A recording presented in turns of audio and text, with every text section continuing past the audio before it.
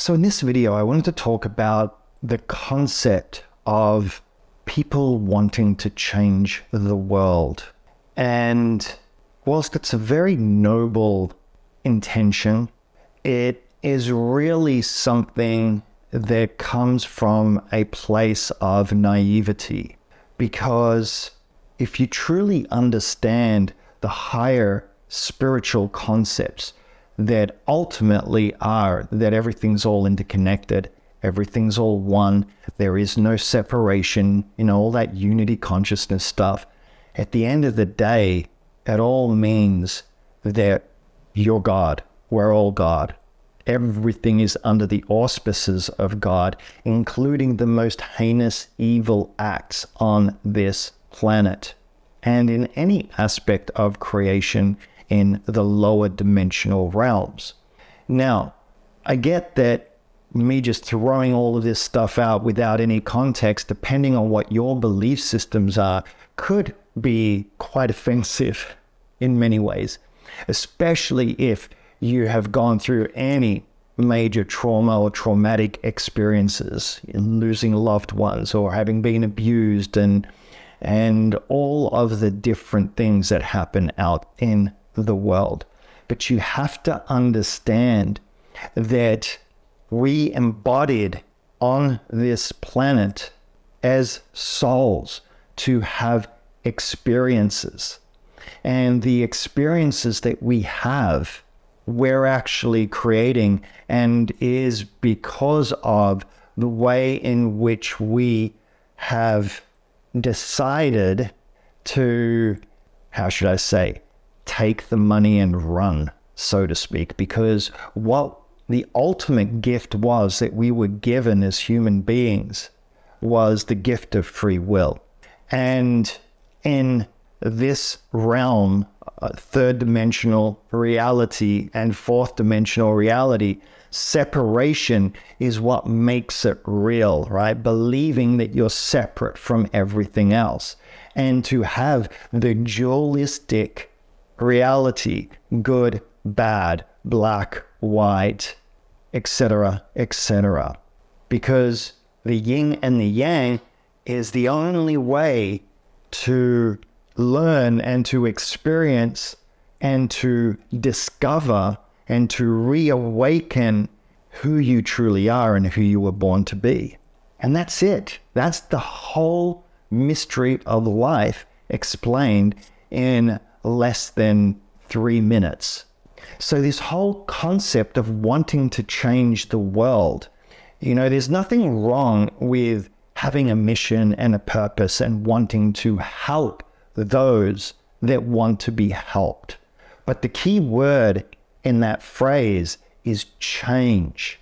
It's not your job to change anybody, because the moment that you want to change somebody or change something in the world, what you're in effect saying is that there's something wrong with that and that God/the universe doesn't know what it's doing.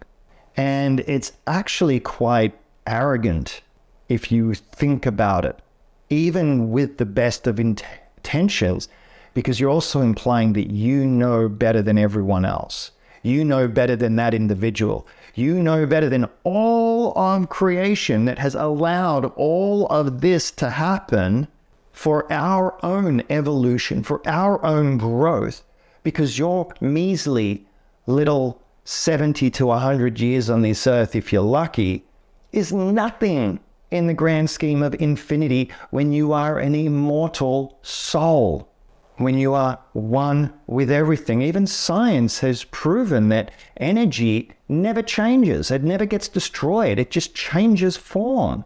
And if you've ever had an out-of-body experience or a near-death experience or a really, really powerful spiritual experience, with or without psychedelics, where you experience the oneness of everything, you'll know exactly what I'm talking about. I've had thousands of experiences like that and continue to almost every single day in my meditations. So wanting to change someone without their permission in particular is very, very, very not good.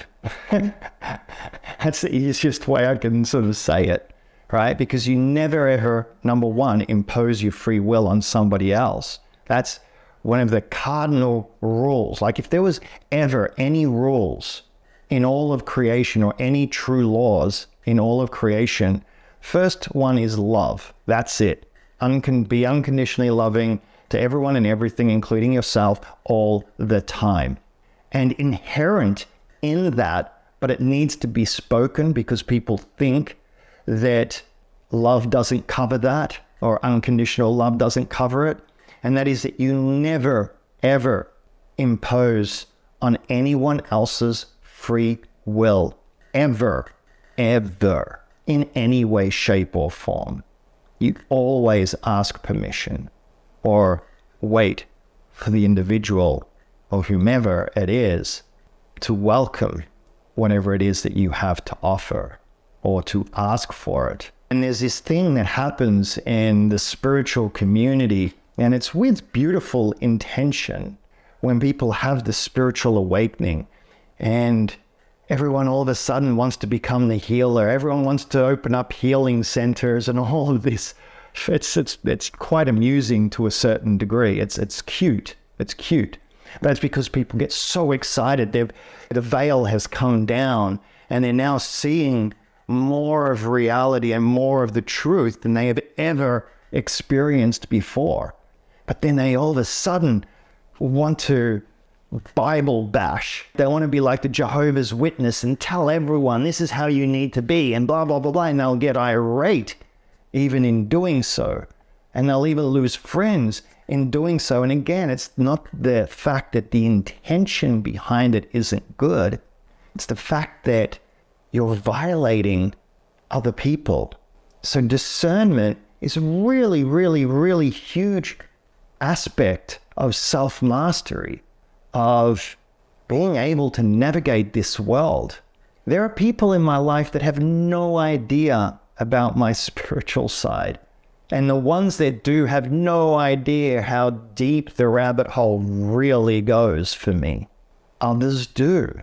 It just depends on the individual. And I allow the universe and my own inner radar to figure that out.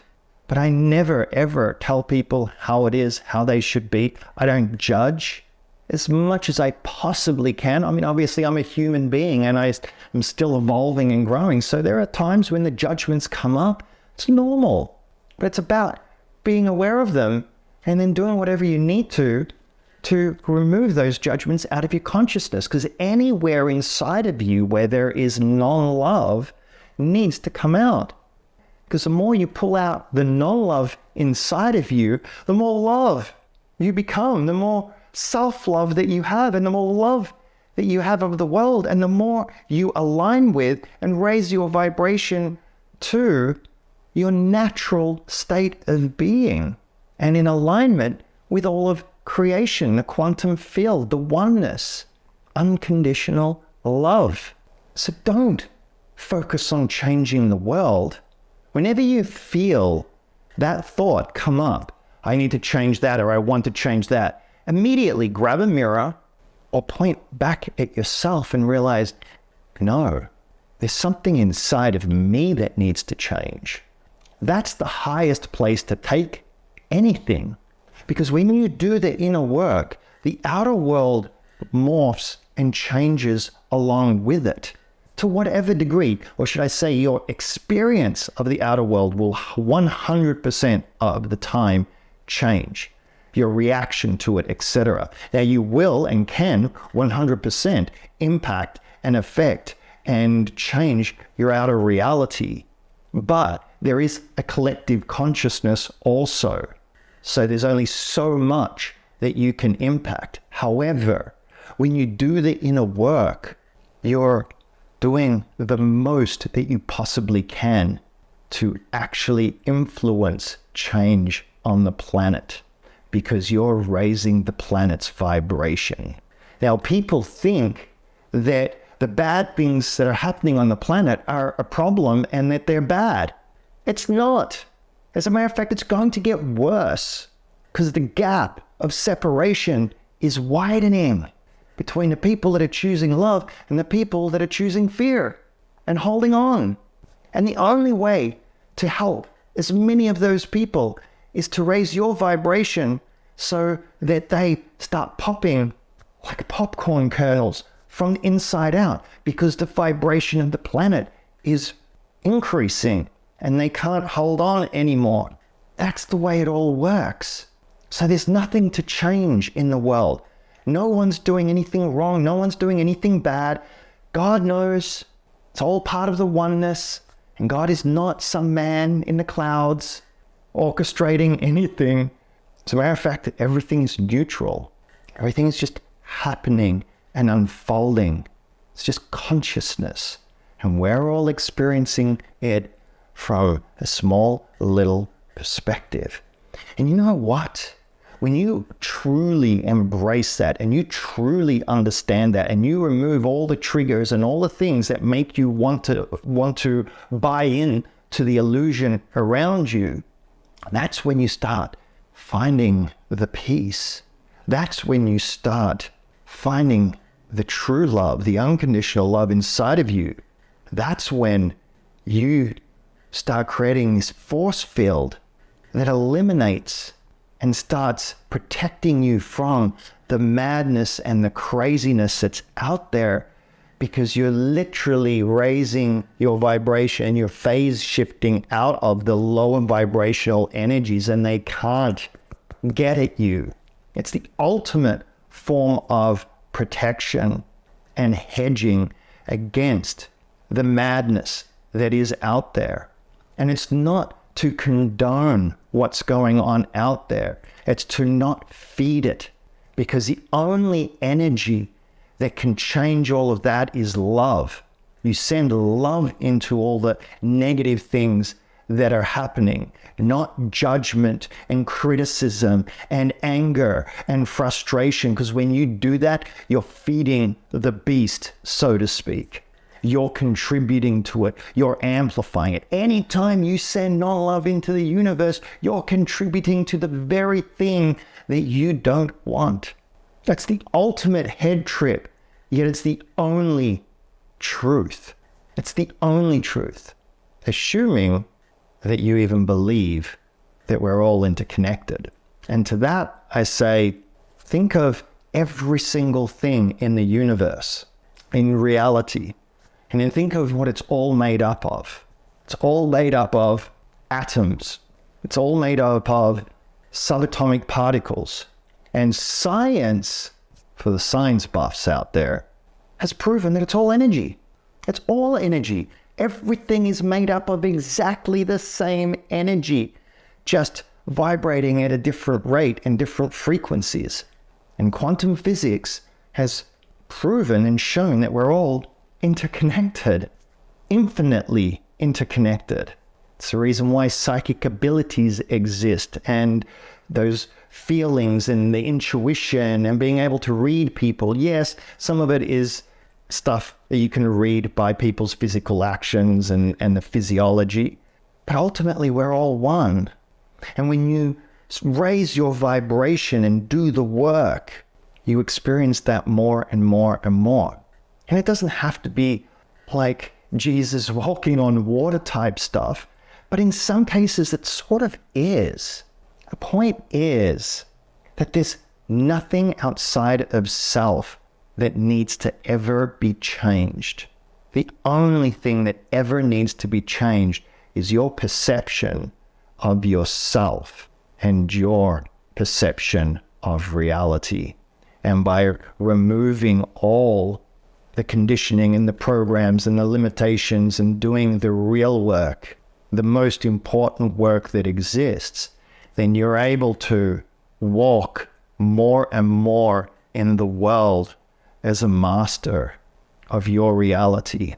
And I've proven this time and time again, not only with myself, but with my clients and with everyone that I've ever worked with. The transformations that people can have is so infinite. And the formula at the end of the day is so, so simple.